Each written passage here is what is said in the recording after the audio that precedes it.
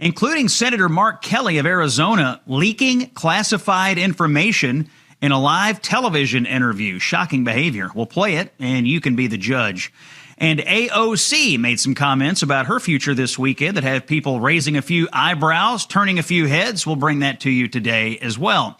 Today is Monday, May the 11th. I'm Scott Jennings reporting for Salem, and we are broadcasting live today from your nation's capital. And on this day, 1858, a new state was added to our union, Minnesota, the land of 10,000 lakes, but today the land of 10,000 cases of fraud, became our 32nd state on this day. As for today's news, President Trump received the Iranian response to his peace memo over the weekend, and the response was predictably lacking, totally unacceptable, according to the president. What was it? Well, according to Iranian state TV, they want three things: U.S. war reparations, recognition of its sovereignty over the Strait of Hormuz, and an end to American sanctions. Those first two are clearly non-starters, and the third is only possible if Iran gives up its nuclear program, which so far it has resisted. So what happens now? Well, in a few minutes, we discuss this with retired Vice Admiral Robert Harward. My 2 cents, it may be time to begin attacking again, although the president is headed to Beijing this week to meet with President Xi of China. I suspect getting the Chinese to pressure the Iranians is on the table.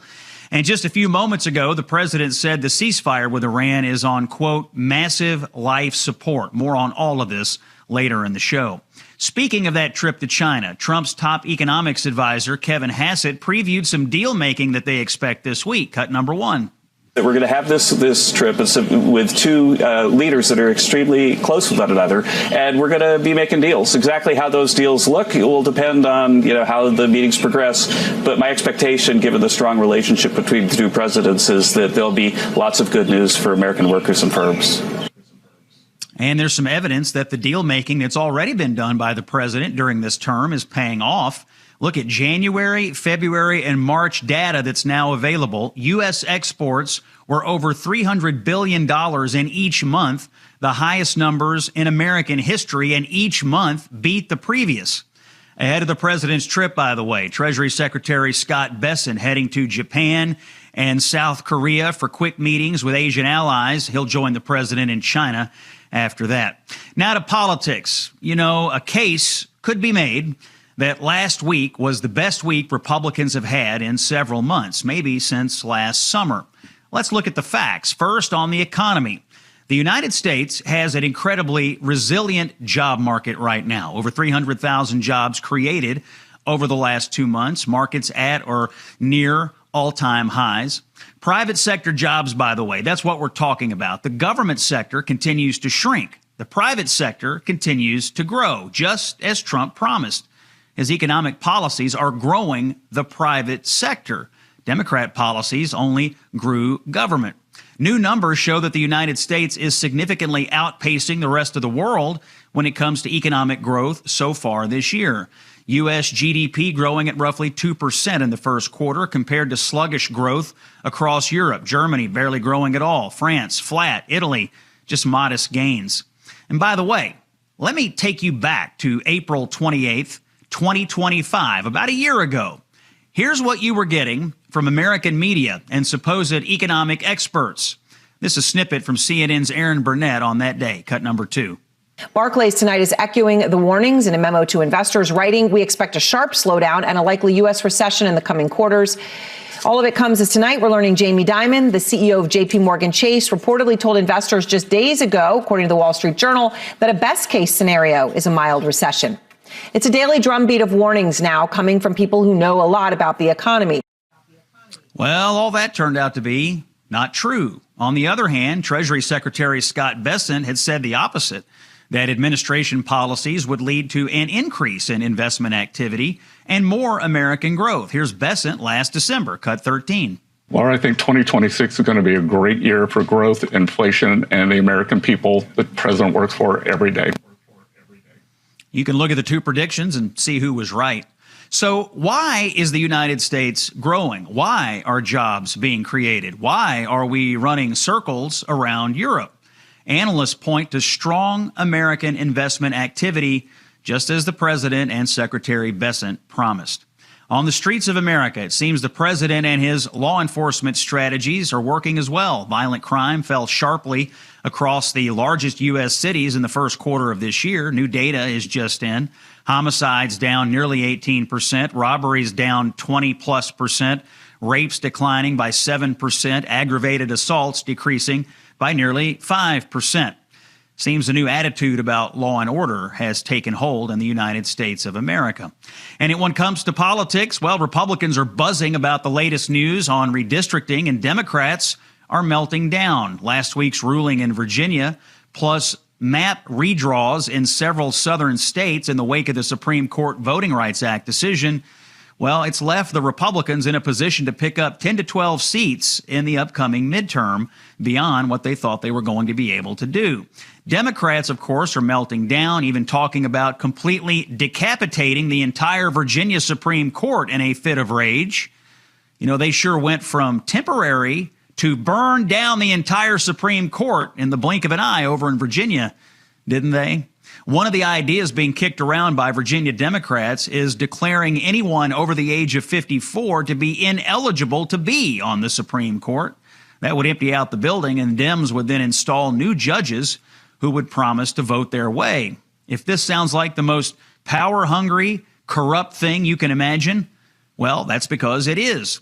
Funny thing, though, Democratic leaders in Virginia who are discussing this plan, well, let's see. It's Virginia Senate Leader Louise Lucas, age 82. Virginia House Speaker Don Scott, age 61.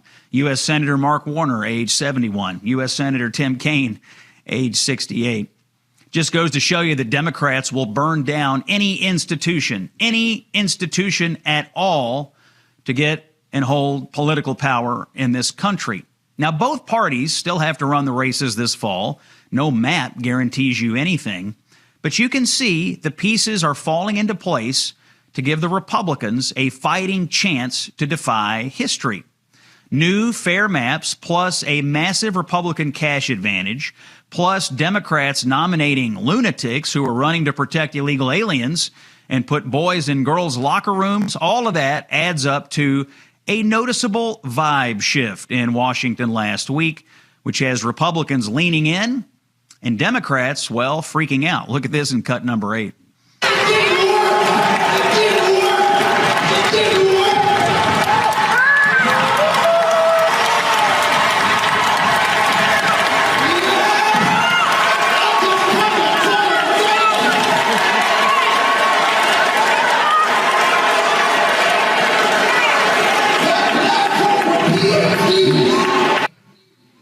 That animated young man is Justin Pearson from Tennessee. He thought he was going to Congress until Tennessee redrew their map last week.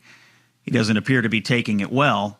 Overall, what it seems to me is that Republicans may just be back in the game here as far as the midterms go. Red flags exist, of course. Gas prices are at the top of that list. But what seemed like it might be a rout just a few weeks ago has, at a minimum, given Republicans a competitive midterm here in 2026.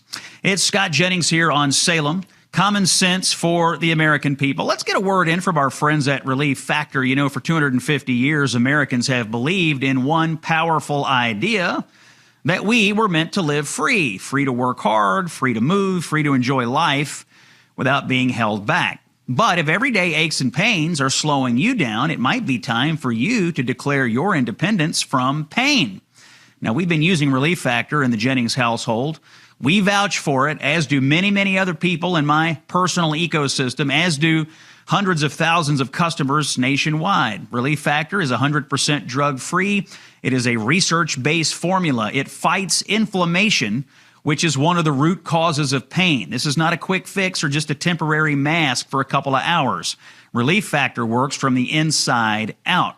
Relief Factor was created for people like you to get back to living life on your terms, walking, working, exercising, enjoying the moments that matter. This year, as we celebrate 250 years of American independence, take a stand for your own freedom. Declare your independence from pain. Try Relief Factor today for $19.95. That buys you the 3-week quick start plan. It's waiting for you at relieffactor.com, or by calling 1-800-4-RELIEF. When we come back, we'll get into the details of what's going on with Iran after this on The Scott Jennings Show. Scott Jennings here for my friends at besthotgrill.com. You know, there's a lot of special events coming up, and besthotgrill.com recommends the gifts of great grilling and healthy eating. If you've got a mom or a dad or a grad that you want to honor, do it with a gift that will be used, is unforgettable, and is truly hot, hot, hot. That would be a Solaire infrared grill from besthotgrill.com. Solaire infrared grills heat up to 1,000 degrees in 3 minutes. They produce juicy, tasty food that is unmatched by conventional grills. You might be having a staycation, and Solaire has hot and fast, portable, built-in, and cart models to help you step up your grilling. All Solaire infrared grills are made in the USA and built to last. Learn more about the amazing Solaire infrared grills at besthotgrill.com. That's besthotgrill.com. Solaire infrared gift giving at besthotgrill.com. He's the author of the best-selling book, A Revolution of Common Sense.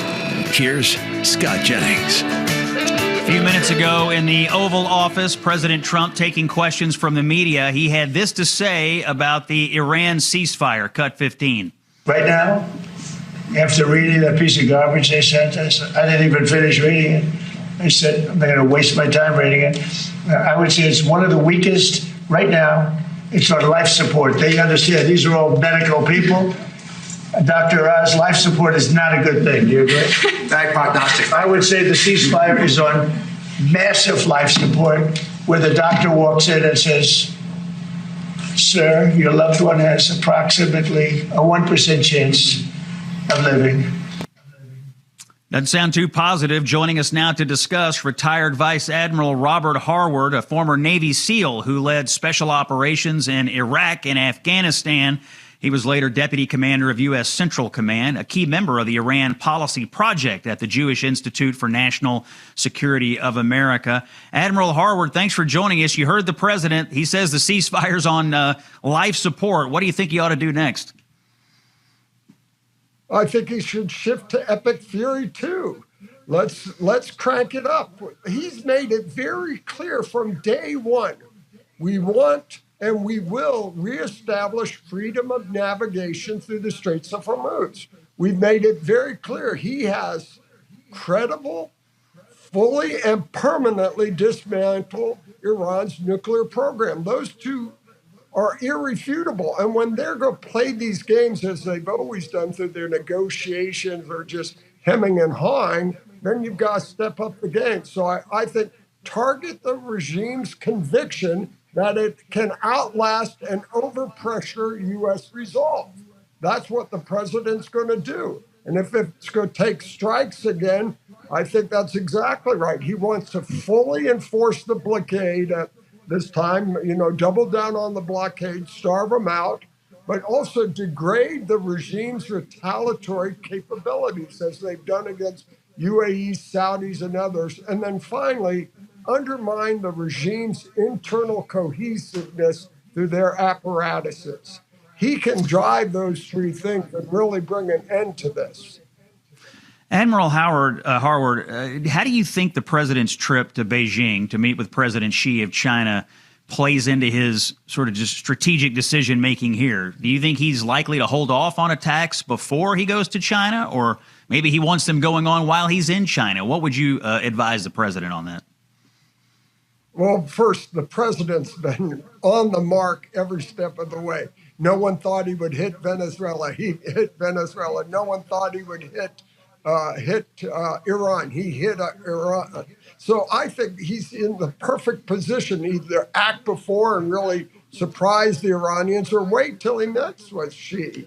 And maybe some of this is part of the negotiations. So I think I wouldn't want to predict what the president has done. I've been right on every occasion, but I think his deception and his ability to keep everyone on their toes is one of his real strengths. And I think he's going to do that in this situation as well.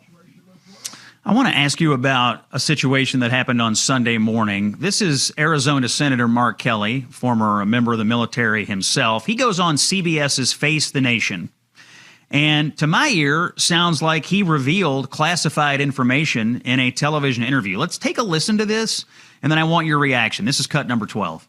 Yes, Margaret, we have. We've been tracking it. A number of times we've been briefed by the Pentagon on specific munitions. Actually, it's been pretty detailed on Tomahawks, ATACMS, SM-3s, THAAD rounds, Patriot rounds, so those interceptor rounds to defend ourselves.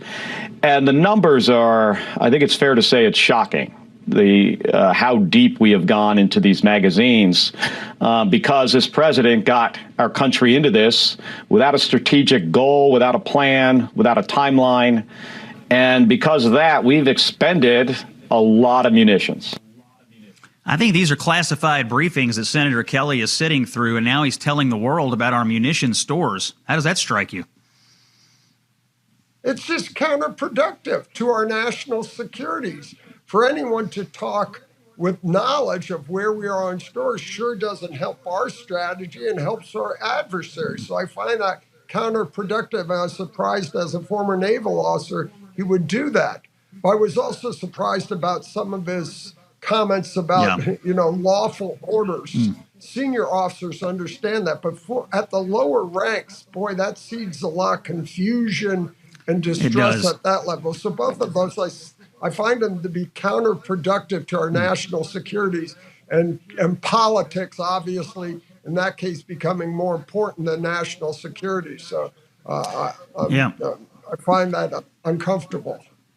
Retired Vice Admiral Robert Harward, an American hero. Appreciate you coming on the Scott Jennings Show. We'll have you back soon as we see what happens in Iran. We got to take a break. When we come back, Senator Rick Scott of Florida joins us. Stay with us. You know, when I'm getting ready for a debate, I don't just look at one source. I use Free Spoke. And what I like about Free Spoke's search is it actually gives you the full picture instead of feeding you whatever an algorithm thinks that you ought to see. Free Spoke works differently. Now, when I search for a topic, it shows me where there is agreement, what they call consensus. And then it lays out different perspectives from the left, right, and center. And it gives you independent voices, so you can really see how everybody is covering the same story. Free Spoke even pulls in podcasts, which I love, because sometimes you learn a whole lot more actually hearing people talk than just skimming the headlines. Bottom line here, I, Scott Jennings, can see what is being said, who is saying it, and why, without all the noise and without all the spin. Here's another big thing for me. This is totally anonymous. There's no tracking you around the internet, no profiling, no targeted ads popping up because of one search. Folks, take it from me. Free Spoke is just a smarter way to search if you actually want to think for yourself. If you want the full story instead of just one version of it, go to the link on the screen and check it out yourself. Free Spoke. Saving Western civilization, one busted leftist narrative at a time. It's the Scott Jennings Show. It is Monday, May the 11th. Common sense for the American people. Scott Jennings broadcasting from your nation's capital here on Salem. Joining us to discuss all of the things happening in Washington, and there's a bunch of breaking news today, is Senator Rick Scott from the great state of Florida. Senator, thanks for coming in. Your inaugural appearance here on the Scott Jennings Show. Appreciate your time today. I know. This is fun. Congratulations on all your success. Yeah, thank you very much, and thanks for your service to our country, both in the Senate and as a veteran of the U.S. Navy. I was just talking to retired Rear Vice Admiral Harward about some naval issues, including actually a colleague of yours, Mark Kelly of Arizona, who went on television Sunday morning and started talking about, pretty specifically, about U.S. munitions in the wake of some of our military activity. And I assume he received that information from classified briefings that you all get as members of the Senate. When you hear your colleagues on television talking specifically about, U.S. military capabilities and information that only, they would have because of a classified briefing, what goes through your mind? Seems like a terrible idea to reveal that information to me. Well, number one, I think we all have to be very careful of revealing anything that we would get in a classified setting. And I don't know how you keep everything separate, because we have non-classified settings and we have classified setting briefings. So I think, my approach is just be very, very, very cautious about talking anything about our military capabilities, other than when you brag about what we can do and how we're the most lethal military in the world. That's number one. Number two, I never want to ever do anything that would ever put our troops in harm's way. I was blessed. I had the opportunity to serve in the U.S. Navy, and I think we got to always be very, very, very cautious about never doing anything that might be perceived to put our men and women in harm's way.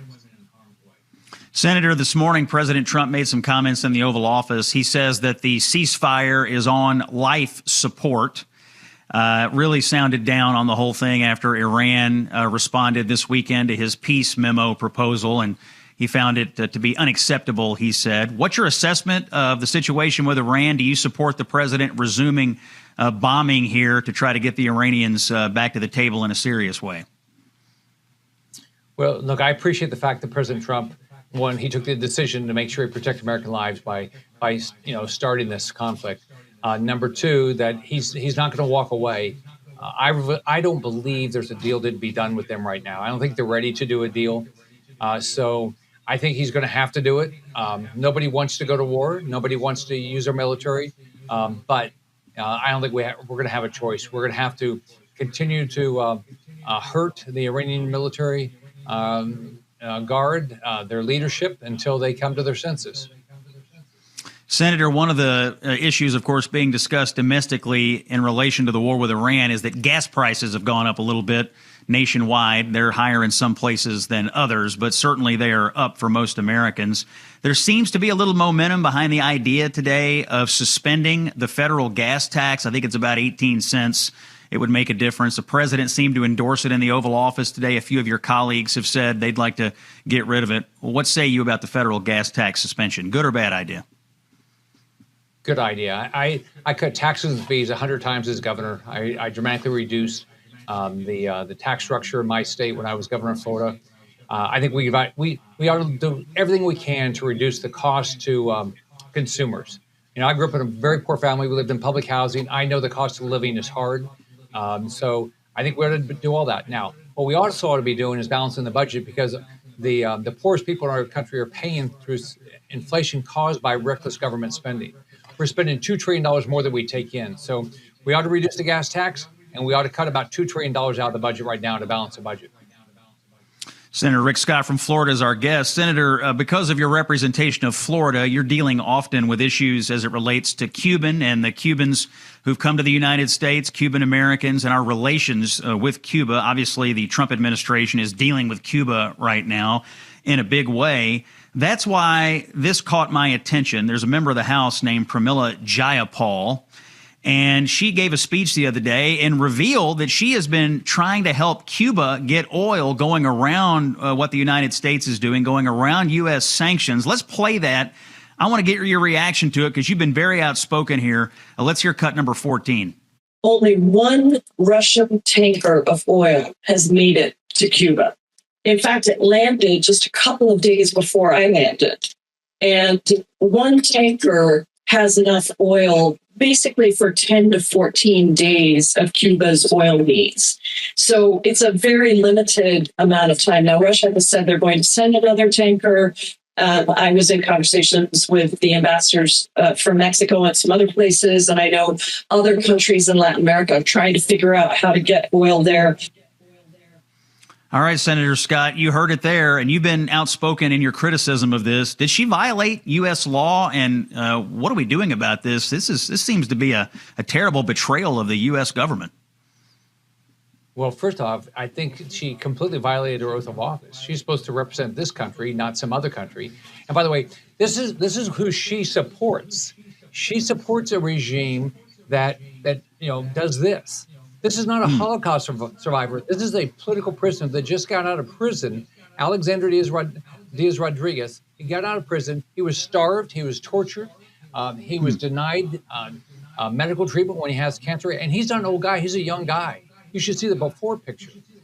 So this is who they support: regimes that murder their own citizens, put people in prison because they disagree with them, starve their citizens, make sure they don't have anything. So she's supporting exactly what the Democrat Party believes. They want socialism. Socialism has failed. The only way people stay in power in socialism is they kill the people that oppose them, kill them, murder them, put them in prison. That's the only way it works. So we know what the Democrat Party stands for. And by the way, she went to Cuba, I believe, with Hassan Piker, who's the guy that wants me murdered. He says he wants me murdered. He wants all capitalists murdered. He says we're responsible for 9/11. He hates our country. That's the Democrat Party today. Yeah, it's pretty shocking what folks are willing to say in the Democratic Party right now, on behalf of Cuba, on behalf of Iran, on behalf of Hamas. I mean, these are sworn enemies of the United States. They're not our friends, and we're dealing with them. And, we have an executive branch and a president for a reason. And so pretty deranged out there, if you ask me. Quick Senate question for you. We haven't heard much in the last few days about this, I think because of everything else going on that you all have had to deal with. But a lot of listeners, I think, would love an update on the Save America Act. The president's brought it up a few times. Is it still technically an open item on the Senate floor, A? And B, are there still conversations going on about how to possibly insert that into something down the line here or change the filibuster rules to get it across the line? What do you think? Well, number one, from a process standpoint, we got to get back on it. We've got to get the Border Patrol and ICE funded. And we've got to figure out what we're going to do on FISA. As soon as we get those things done, we've got to get back on the Save America Act. We've got to save our elections. We got to make them secure. It seems like the only way we're going to get this done is by getting rid of the filibuster, because the Democrats are doing everything they can to block everything. And what's crazy about this is Republicans, Democrats, independents around the country want our elections to be secure. They want voter ID. They want to make sure you're a U.S. citizen to register to vote. But Democrats in the Senate know that they can't win if you do that. Yeah, the immigration issues overall, both funding it and then dealing with the Save America Act, have Democrats, I think, fairly spun up right now. And President Trump actually did an interview this weekend with a journalist, Cheryl Atkinson. She asked him a question. It was a good question. What happens if Democrats win the next election or in 2028? Will everything go back to the way it was under Joe Biden with open borders and policy decisions they made that cost millions of people to come into the country? Let's hear what the president said about that in cut number 4. As straightforward as securing the border seemed to be once you got into office, it almost implies that another president could reverse it as quickly. Is there any way to protect against that in the future? Yeah, vote Republican. It's very simple. Is that the bottom line, Senator? People just need to take it that simply and that clearly. There's two parties. One is for securing the border and one isn't. Border Patrol was told, open the gates. That's what they were told. So if you vote for a Democrat, we're going to have open borders. They don't care that all the criminals from Venezuela were let out of prison and sent here. They don't care because they don't want to deport them now. If you think about what the public wants, they want to be safe. We should all love our children. Think about this. I could put your faces up of Lincoln Riley and Jocelyn Ungari killed by illegal aliens, and the Democrats don't want to deport them.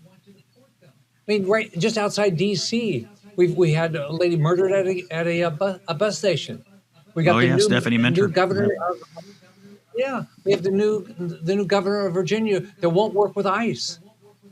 When we know they're illegal, they've committed crimes, and she lets them out of prison instead of turning them over to ICE. How does that make the people of Virginia safer? Yeah, it's shocking. It's shocking what Democrats are saying and doing on behalf of illegal aliens right now. Some of it, I think, actually has to do with the overall battle for the House, how we count the census, and redistricting purposes. Redistricting has been in the news, obviously, the last few days. Democrats have had some setbacks, and the U.S. Supreme Court did deal with the Voting Rights Act in a way that's allowing southern states to redraw. Let me play a clip for you of Democratic Congressman Jim Clyburn of South Carolina. It's possible, we'll see what happens over there, it's possible he may have a different district or he could lose his seat as this gets redrawn. That is causing, I think, some unhinged and irresponsible rhetoric about what's going on. Let's hear Clyburn in cut number 5. I never thought I would see the day that the United States Supreme Court would be so openly partisan with what it's been doing. And I really believe if you look at all of these decisions and you look at the history of the country, I think that Justice Roberts is going to take his place alongside some other infamous justices like Taney, who gave us the Dred Scott decision. I mean, this is an outrageous assertion that Jim Clyburn is making. What do you make of Democrats right now sort of melting down after all the redistricting wars have kind of blown up in their face? Well, first off, we should all be treated equally. We should all be viewed equally by our God. We should be viewed equally by our voters. We should all go out and try our best to win our elections. Should I had to win in 10, I had to get 500,000 Democrats to vote for me, or I wouldn't have won. It was a Democrat state in Florida at the time. So I think what everybody ought to do is we ought to have fair districts and let everybody go bust their butt to win their races. But this idea that we should guarantee somebody a seat is complete BS. Yeah, totally antithetical to American democracy. But that's what Democrats are asking for, an artificial floor. And that's what the Supreme Court got rid of. It was a fair decision, and they're not handling it very well. Senator Rick Scott of the great state of Florida, appreciate you coming on today for the first time, and it won't be the last. We'll see you again soon, my friend. Have a great day. Thanks for all your fights. All right. Thank you very much for that. Yeah, I take a few beatings. I deliver a few, take a few. We'll do that again today at 4 o'clock and 10 o'clock on CNN. By the way, a quick word on something. I did something last year that I want to talk to you about. I spoke at this thing called the Issues, Etc. Making the Case Conference. It is an annual conference for Christian laity at Concordia University in Chicago. The 2026 version of this conference, it's called Issues, Etc. Making the Case. It's going to take place June 12th and 13th at Concordia University in Chicago. It's issuesetc.org, issuesetc.org to learn more about it. This year, you're going to have all kinds of people there. Molly Hemingway is coming. She writes for The Federalist. She's got her new book about Sam Alito. There's going to be a discussion of making the case against progressive influence in the church. I think if you've wanted to go to this is a good year to do it. Issues, Etc., Making the Case Conference, June 12th and 13th. Look it up. You have my highest recommendation on attending it. More to come after this. It's Scott Jennings on Salem. Okay, it's Monday, May the 11th. Scott Jennings here on Salem. Now, I'm going to pitch this. I know the hantavirus is in the news, but put that out of your mind. I think by November, that'll be fine. We're having a cruise anyway. We're having a cruise anyway. The Gulf of America cruise. They clean these ships, I promise you. The Eurodam, very clean, very luxurious. Gulf of America cruise, mid-November 2026. Turquoise waters, white sand beaches, incredible food, conversations that you won't forget. Mike Gallagher will be there. Larry O'Connor will be there. I'll be there. We got a lot of people from our listenership already having booked their cabin. It's going to be a great thing. The ship will be fine, I promise you. Book your cabin today. Text the word cruise to 94878. Or visit scottjenningsshow.com and click on the Gulf of America cruise banner. We go in and out of Fort Lauderdale, which I love, by the way. I'm a Lauderdale guy. We'll go in and out of Lauderdale. Looks like we're going to the Bahamas, Jamaica. I'm looking at a thing here. Jamaica, Cayman Islands. If you've got a bank account there, you can check on that. Mexico. A lot of places, a lot of great stops. It's the Gulf of America cruise. Mike Gallagher, Scott Jennings, Larry O'Connor, Jennifer Horn. We're all going to be on the ship. Again, text the word cruise to 94878 and sign up to be part of this important event today. Over the weekend, we got to talk about AOC. AOC was at the University of Chicago Institute of Politics doing an interview with my friend David Axelrod. And she said a few things that have turned a few heads, raised a few eyebrows. First of all, let's talk about AOC's ambition. Let's hear from AOC in cut number 10.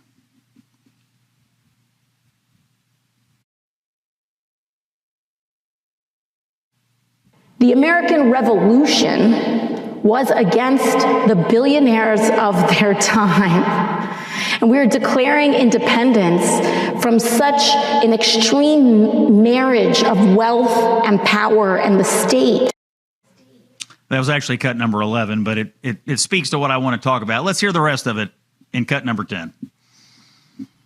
They assume that my ambition is a title or a seat. My ambition is way bigger than that. My ambition is to change this country. Presidents come and go, but single-payer health care is forever. A living wage is forever. Workers' rights are forever. Women's rights. So AOC spent a lot of time this weekend on this war against American success. And in the process of that, talked about the American Revolution, claiming that the American Revolution, as you heard there, was fought against the billionaires of the time. This, of course, is not true. In fact, there were many members of the Founding Fathers group, a lot of American patriots, who themselves were very wealthy, very well off. They could have easily gone along to get along, protect what they had, and stayed out of it. They did not do that. Many of the wealthiest people of the time said, we're going to pledge our fortunes and our lives and our honor to each other and put it all on the line. People like Robert Morris, one of the wealthiest people of the time, Haim Solomon, a Polish Jewish merchant. These were the key financiers that kept the Continental Army funded. Without them, the war would have been lost. A $20,000 loan made by Solomon, in fact, enabled Washington's Yorktown campaign, which was the turning point in the war to the Americans' favor. That was like $650,000 overall that he gave, the modern-day equivalent of $15.1 million. Robert Morris, who you might have heard of, provided $3 million at the time to the war effort. Well over $90 million in today's money. No, the war, friends, was not a war against billionaires. It was the opposite. It was a war for independence against people who wanted to suppress success, who wanted to keep control of people, who wanted no freedom or liberty for folks here in America.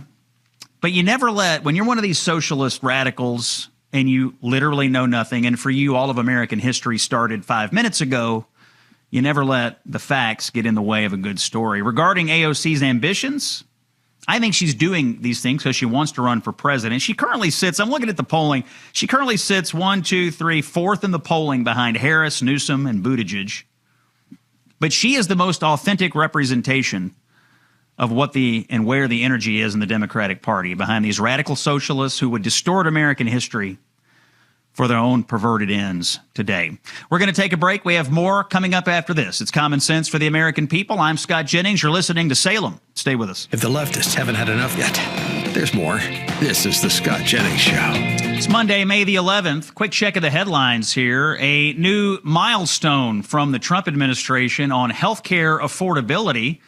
This morning in the Oval Office, the president detailed how his website, TrumpRx.gov, has been helping families struggling with the high cost of fertility treatment. Take a listen to this, cut number 17.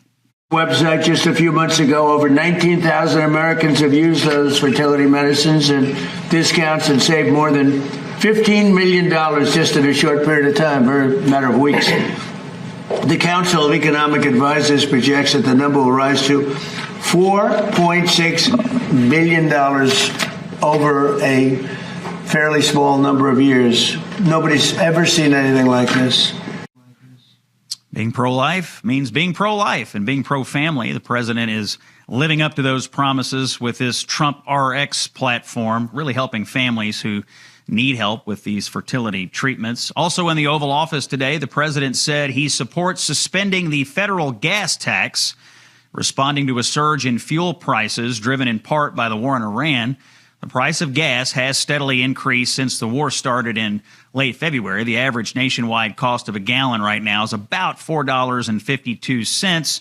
Federal gas tax around 18 cents, and there seems to be some momentum, bipartisan momentum, for this in Washington today. Joining us now, Ryan Thorpe, an investigative reporter at the Manhattan Institute. His latest reporting appears in the City Journal.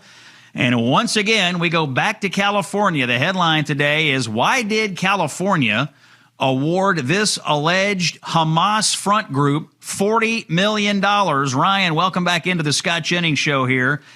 More blockbuster reporting on what tax dollars are going for in the state of California. Tell us about your latest findings.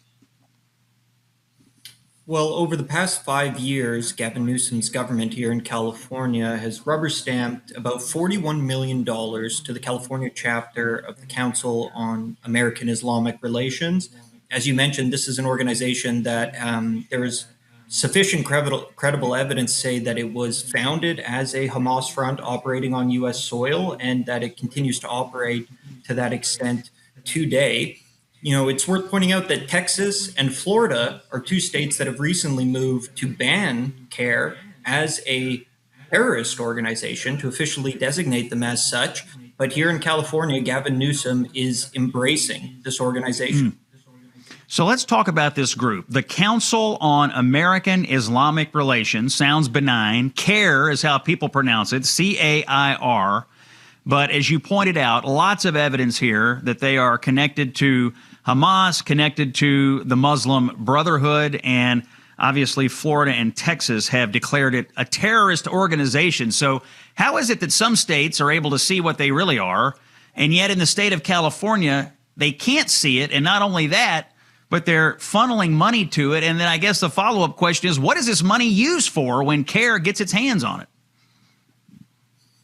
I think the simple answer here is that Gavin Newsom and the California government during his tenure as governor really hasn't met an ostensibly marginalized group that it doesn't want to shower with other people's money. It's worth pointing out that these are primarily federal tax dollars. So some of the listeners, some of the viewers might be thinking, well, I don't live in California. Why should this concern me? Well, it doesn't matter where you live in America. Your tax dollars are going to help fund this organization.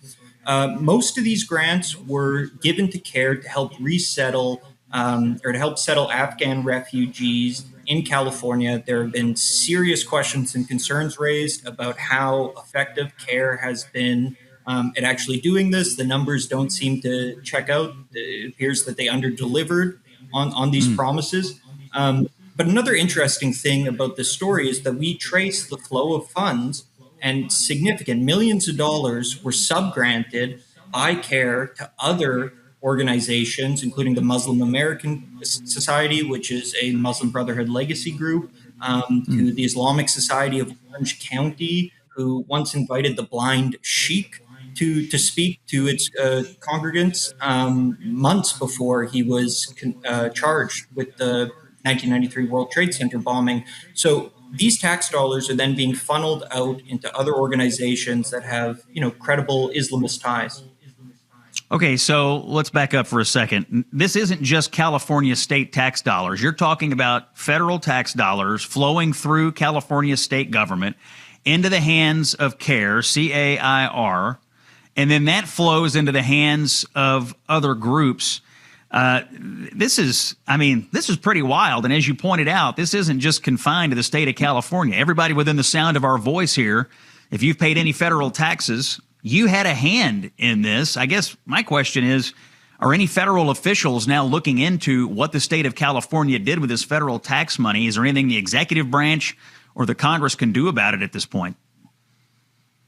Yeah, there's a really easy move here. So in order to receive these federal tax dollars, particularly as it relates to immigration services, the CARE needs to be accredited by the DOJ.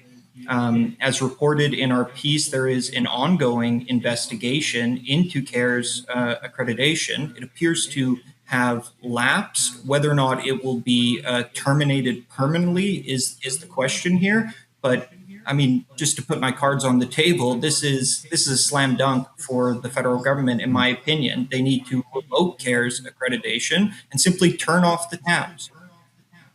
Yeah, CARE, if you've never heard of this, by the way, worth looking into it. CARE leaders, I'm reading from your piece here in the City Journal, by the way, have endorsed Hamas's perspective on the Middle East on October the 7th, 2023. So this would have been the day of the Hamas terrorist attack on Israel. The executive director of CARE in San Francisco posted on social media, quote, "We are witnessing decolonization." So you have Hamas terrorists going into Israel, murdering, raping, kidnapping, taking hostage, waging war on farmers and regular people in Israel. And this person who is now in possession of a bunch of your tax dollars is saying, we are witnessing decolonization. The CEO of CARE in California likened Israel to Nazi Germany. Strange. And said, given the Jewish state's occupation of Palestine, that Israel should be attacked. And now Gavin Newsom thinks they are worthy.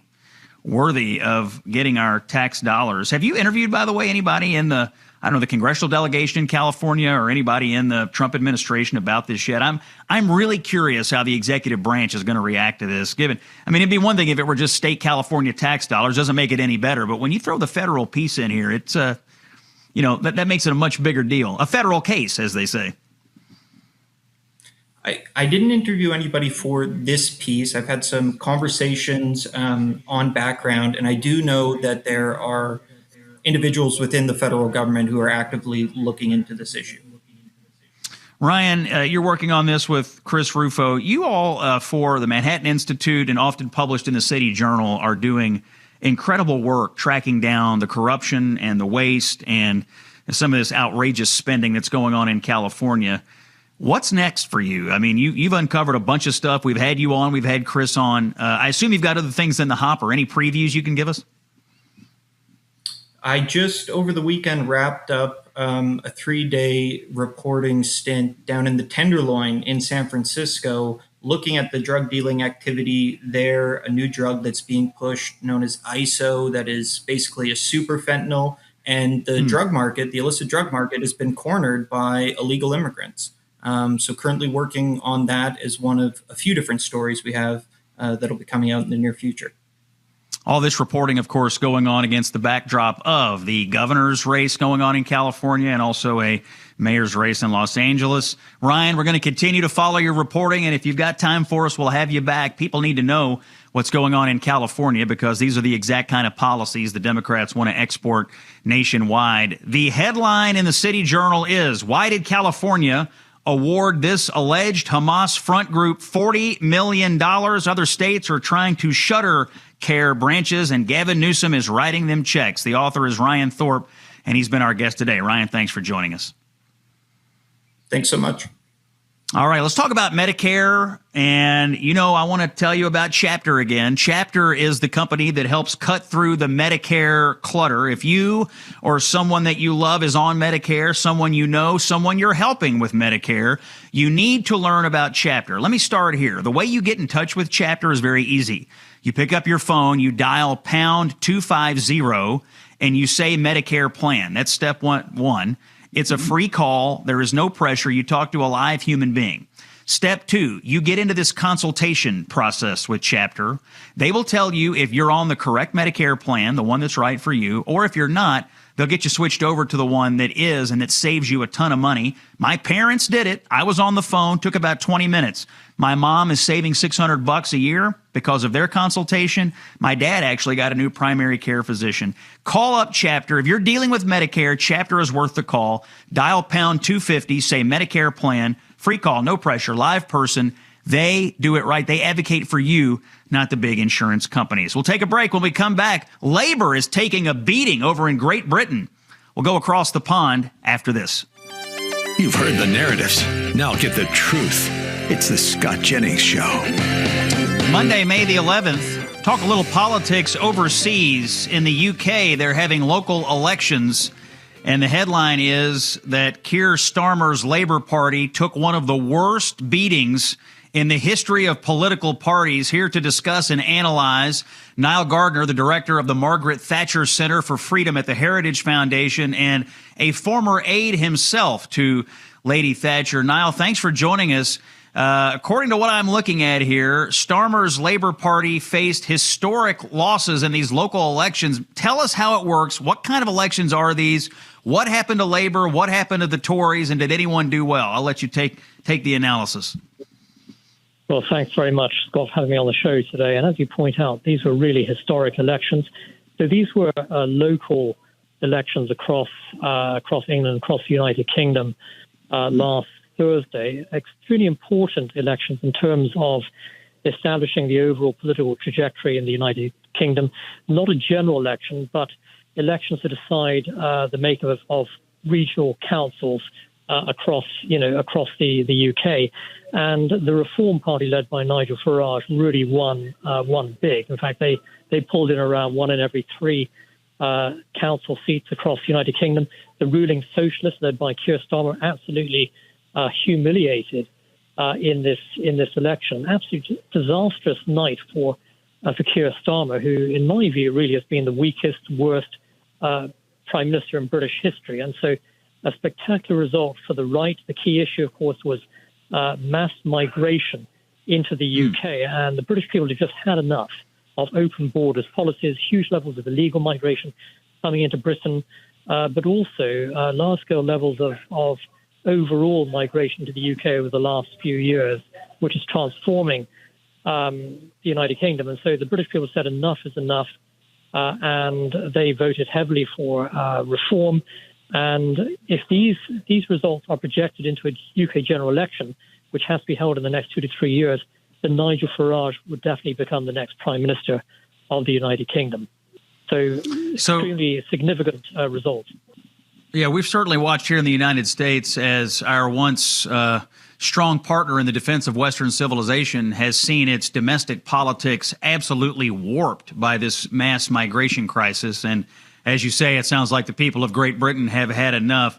So Starmer is sitting atop the Labour Party that just got wiped out in these local elections. I assume there are some other Labour leaders or people in the Socialist coalition there that want him to step down. Is he facing calls to resign, and what do you hear on that?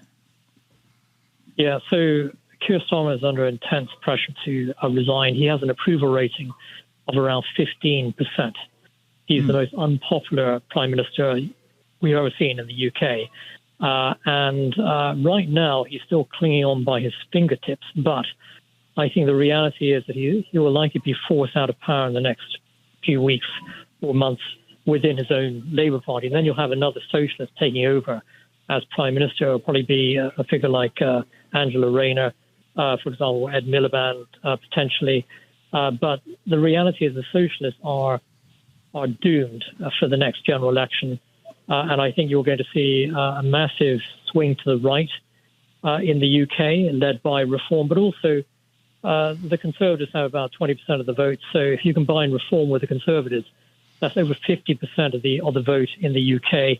So Britain will be a truly conservative nation, I think, following the next general election. It's inevitable, and the socialists are in an incredible state of decline, and the British people have just had enough of far left woke, so-called progressive rule in Britain, and they really want to see real change.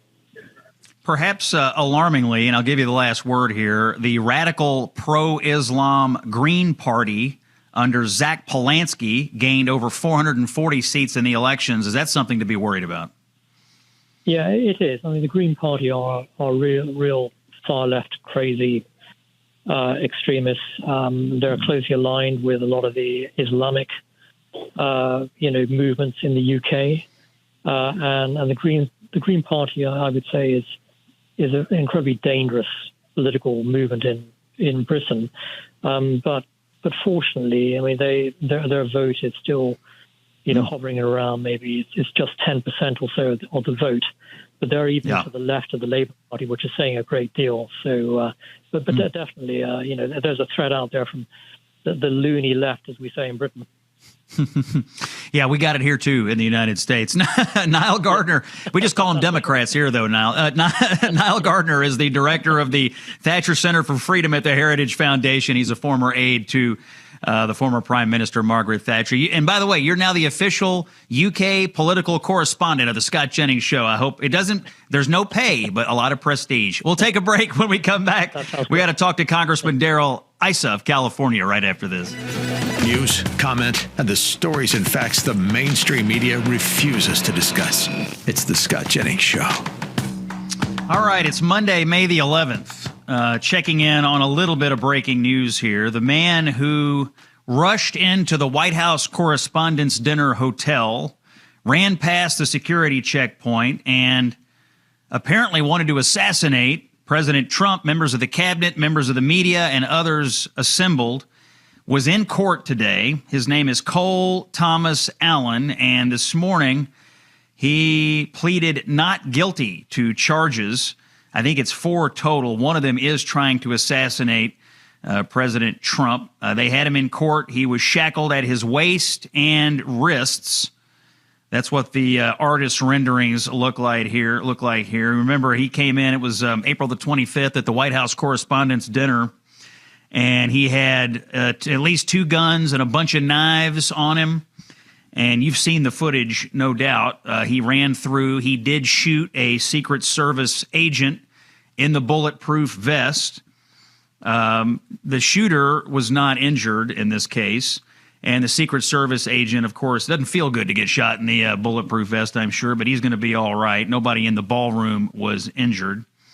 According to this, he will appear in court next on June 29th for a status conference as this investigation continues to unfold. Now, last week, and this was interesting, Allen's defense team filed a motion to disqualify the acting Attorney General Todd Blanche and the U.S. Attorney for the District of Columbia, Jeanine Pirro. They want them disqualified from the case because they were in the room. And the defense is saying that because both Blanche and Pirro have given the impression that they are victims here, that it would be inappropriate for them to be involved in the prosecution. So seems like a stall tactic or a scrambling tactic to me. But we'll see what the court wants to do about that. I'm sure there are plenty of lawyers, hopefully over at the Justice Department, that would be able to take it up, even if Blanche and Pirro are taken out. By the way, Allen faces life in prison if he is convicted here. And, honestly, really, if this guy doesn't get convicted or somehow wriggles out of this on some technicality or they judge him to be mentally incompetent, it'll be an absolute travesty. We just cannot send a message in this country that you can run out one day and decide that you are. I mean, read this guy's manifesto. Actually, you know what? Do we have the clip of Bill? We do. Cue up cut number 7 here. Bill Maher had his show this weekend. And he made, I think, an important point. He got right to the heart of the matter about this guy, Cole Allen, and people like it. Let's hear Bill Maher, cut number 7. Life doesn't really suck so bad. You would just rather be a martyr than nobody. The whole tone of Cole Allen's manifesto was, sorry guys, but America needs me. A hero has risen. You're not a hero. You're just the guy who runs out into the field during a baseball game to get attention and in 10 seconds gets tackled by security, except in your case, no, that's exactly your case.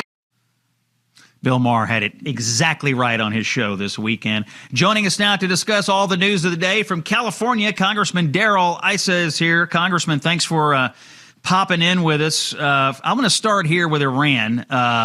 We've had a little bit of news today, which is that the president is totally dissatisfied with the Iranian response to his peace proposal. And, he's now saying the ceasefire is on life support. It sure sounds like we may start attacking these guys again pretty soon. Is that the right move for the president?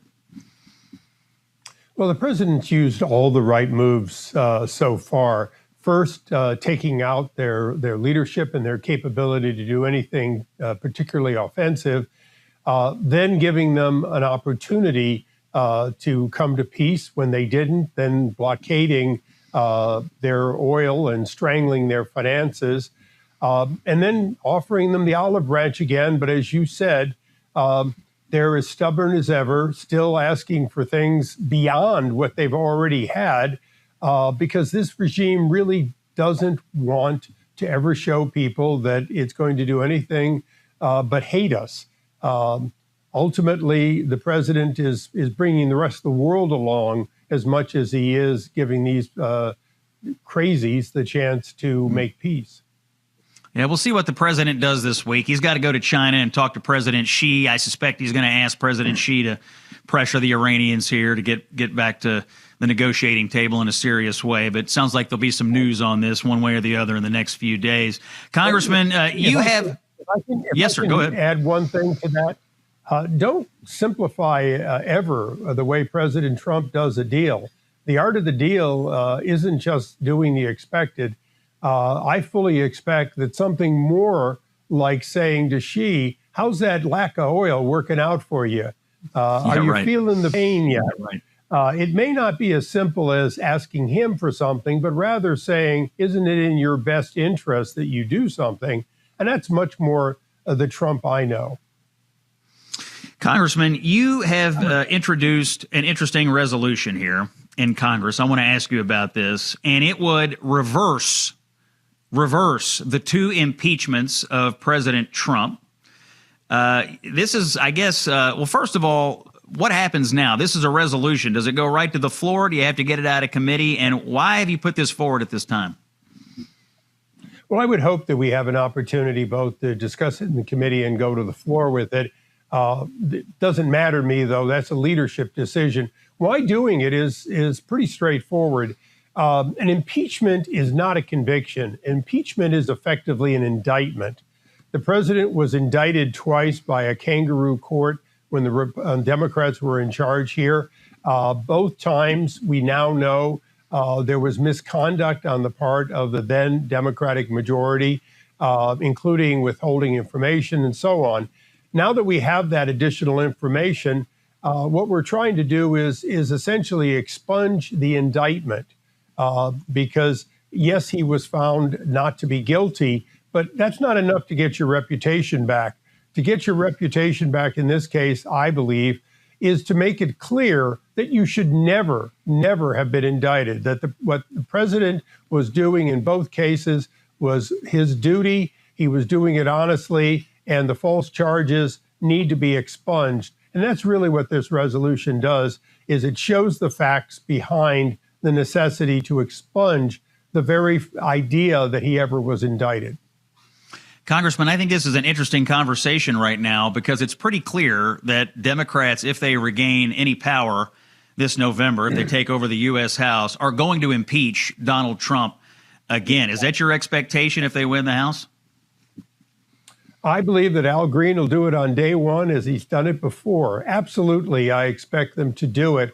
But if they do it based on frivolous or fraudulent charges, they should face again a rebuke effectively by that being expunged at a later date.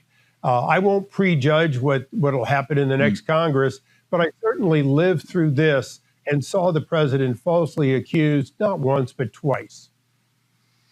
Congressman, let's talk about our relations with South Korea. You came on the show once before to warn about what the South Koreans are doing to American businesses. This ties into the president's trip to China. We're learning today that the Treasury Secretary, Scott Bessent, is actually going to go to South Korea ahead of the president going to China and meet with him. Are you expecting a little pressure from Bessent on the South Koreans here on the issues that you've been raising about their sort of unfair practices against American businesses? I believe so. I believe that because the president, because America has the greatest market for South Korea, they make their money trading with us, including big companies like Hyundai and Samsung.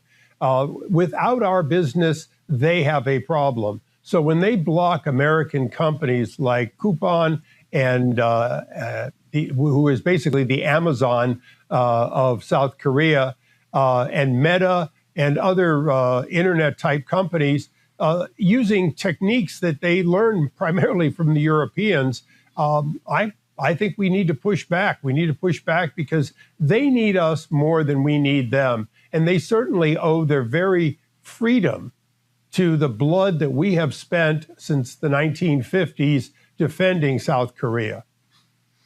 Congressman Darrell Issa from California is our guest conversation. We got a couple of minutes here, Congressman. Boy, politics in your home state right now, a little wild. We've got the gubernatorial primary going on, and we had a debate on CNN the other night that was a little crazy. This gubernatorial campaign is one issue. Then the L.A. mayor's race is another. You've got, I mean, lots of issues are surfacing right now. Here's my question.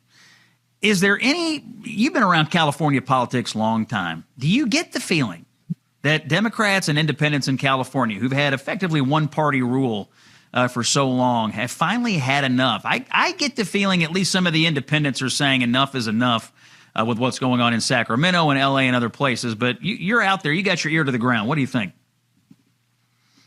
Well, you know, it's been 23 years since the voters rose up and withdrew, recalled, if you will, and elected Arnold Schwarzenegger. And they didn't do so just because he was a superstar on television. they did so because they were desperate for leadership in the right direction instead of the wrong direction. And they have that same challenge both in Sacramento for the whole state, but particularly they have that problem in Los Angeles, a place that is almost 3-1 Democrat, and yet the polls show that a Republican could win. And certainly the incumbent Democrat is unbelievably challenged. As a matter of fact, why Karen Bass ran again, I have no idea, because she certainly doesn't have a record to run on that is in any way reelectable. Now, your district was changed somewhat in the redistricting that went on there in California. It's California 48. You're not seeking reelection, but you are backing San Diego County Supervisor Jim Desmond. Tell us about the politics of your new district. I know you're on your way out, but how badly did the Democrats mangle it? Well, they tried to mangle it a great deal. They managed to get a Harris +4, about a 14-point shift in a district.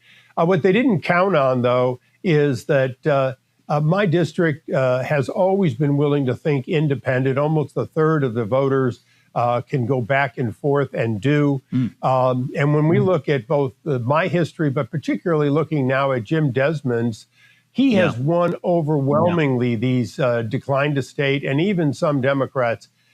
He serves dealing heavily with the important issues, pushing back on the extremism that he sees from Sacramento. And our polling shows that he not only wins, but he wins overwhelmingly. Wow. Okay, good news on that one anyway. Darrell, thanks for coming on. You've always been a clear voice for what's actually going on in Washington. We look forward to having you back soon. We got to take a break, by the way. It's National Police Week. Interesting story coming up on that right after this. When he's not in the Oval Office or owning the libs on CNN, he's here with us. It's the Scott Jennings Show. Home stretch here on the Scott Jennings Show. You know, this week is National Police Week, May 11th through the 17th, honoring law enforcement's bravery and sacrifices. It was part of the Peace Officers Memorial Day celebration, which is on May 15th. Now we have a whole week for the cops. Established in 1962, this week features ceremonies in Washington, including a candlelight vigil and memorial services for officers lost in the line of duty. My next guest is here to discuss. His name is Eric Johnson. He is the Executive Director of Supporting Heroes. They honor the service and sacrifice of public safety heroes who gave their lives in the line of duty. And in full disclosure, Eric, welcome into the show. You and I have known each other for about 30 years now. When we worked together, I was on the radio business in Louisville and you were with the Louisville Police Department. But we saw each other the other day and you were telling me about this amazing charity that you've started to help police officers and their families have a proper funeral when one loses their life in the line of duty. Tell us about that. Well, it's not just to have a proper funeral, but to, we say we honor them by taking care of the people they loved. And it starts, immediately after one falls in the line of duty. We provide immediate financial support to the family. When we hear of a tragedy like that, we think, the shock, the grief, and all sorts of emotions. But what we don't often think about is that survivor, especially if they have young children, they're worried, how am I going to support the kids? How am I going to feed the kids? How am I going to keep our home? And so that's why it's so important for them to receive support immediately. We call that a down payment on a promise. And our promise is that we're going to be there, not just immediately, but in the days, weeks, months, and even years ahead to help them in every way that we can. Eric, when you were telling me about this organization that you decided to start, you were explaining to me that a lot of people assume that there are these extensive government systems in place to support agencies and families after a line of duty death. But the reality is most departments are actually left to navigate these tragedies largely on their own, and that's where you step in. Absolutely. Fortunately, most departments, most leaders, most chiefs, they don't have experience with line of duty death. They've never had to deal with it. And so when that first time comes, and it comes rather abruptly, they don't know where to begin. There's a lot of things that may seem intuitive to handle it a certain way, but we're able to come in and guide them based on 22 years of experience in some best practices and kind of just walk them through it and just help them help the family and their community. And and also very importantly to support the other members of their department who are grieving. And you got to expect every family member of every other member of their agency is also watching what the agency and community does for that family, because they know they could very well be in that same situation someday in the future. That voice you're hearing, Eric Johnson, with the organization called Supporting Heroes. Eric, you were telling me about the recent coordination that you did of funeral support for Deputy Rick Coyle in Crittenden County, Kentucky, with the Crittenden County Sheriff's Office. His department had only 3 officers, and so he was killed in the line of duty, and there were only 2 remaining. They were themselves deeply traumatized by the incident. Without your support, they really would have had to have faced the responsibility alone of honoring their colleague and supporting his family. Tell us about what you did there in Crittenden County, Kentucky. Well, you know, I mean, a lot of local agencies, I mean, everybody wanted to support them. The community was deeply affected. They wanted to help. But the experience that we bring by helping agencies through it, so many agencies over the last 22 years, we were able to help right away. And as you said, both of the remaining members of the department were deeply traumatized. So we responded immediately, went to the hospital, and it began there. We provided support to the family. The FOP stepped up and helped also to help provide support for the family.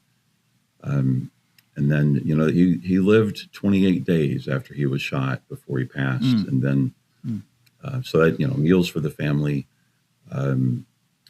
hotel rooms, and then, he moved to a different hospital. We continued to support there. And then, unfortunately, when he passed, then, it was time to start planning the honors to show the family that his service and sacrifice was appreciated by those he served. Right. And that the community really did care. Eric Johnson, you're with Supporting Heroes. Find it online, supportingheroes.org. Police officers protect us. They take care of us in our time of need. When the bad folks are out there trying to get us, it's the cops that we look to protect our communities, and they deserve our support when they give the ultimate sacrifice. Eric, thanks for your time today. We're out of time on the Scott Jennings Show. We're back tomorrow on Salem. See you then.